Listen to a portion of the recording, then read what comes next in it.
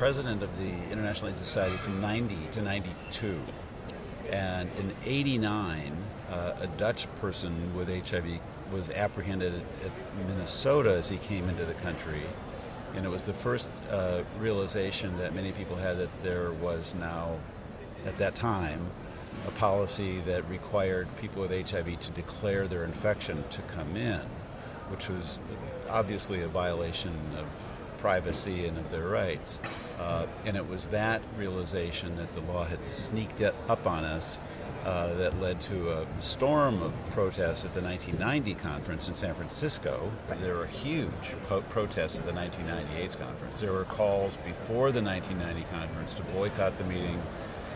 Many people didn't come. There were bomb threats at the meeting.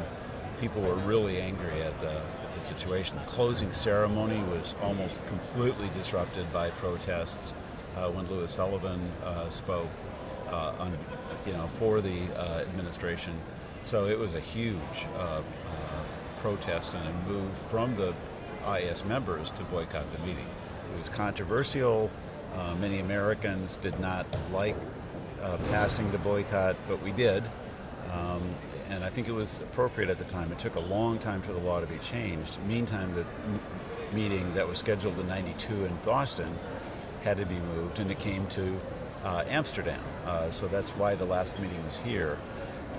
And now we're facing, obviously, concerns about the next AIDS conference. So more to come. I'm extremely excited that it's coming to San Francisco, and I think San Francisco and the Bay Area has had such an amazing place in the history of this epidemic, and so I think it's very important that it's there.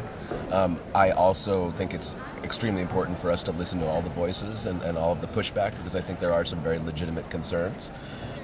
So I think it's a dialogue that's important to have. Many of the nurses that are working in this epidemic are also people living with HIV, and we're responding to people who are living with HIV who are saying not okay.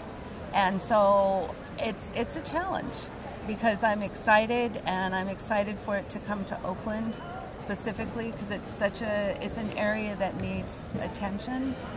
Especially if we're talking about trauma and racial violence and all those kinds of things. And I understand the desire to not put the conference there because it will keep people away because of our policies in the United States.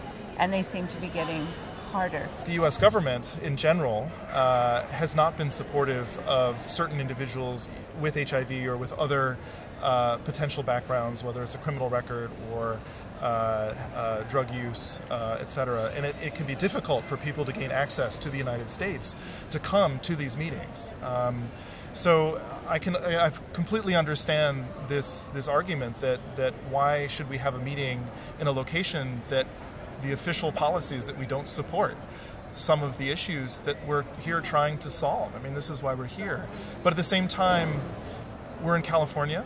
I think our California politics are very different than national politics right now. And we live in an area that has had a tremendous history with HIV. On the pro side, I would say, hey, this is an area where you're going to be talking with people who are thinking a lot about programming, where there's a lot of homelessness in an era, in a country where there's less programming and there's less money for housing. So we may be very well versed in talking about those types of inequity, that we are a city of haves and what happens to the have-nots, and we can speak to that. But at the same time, I can also understand that there's some concern, and that there's some folks who might think that it should be someplace else and that it might be safer at someplace else, and I absolutely appreciate that and honor that too.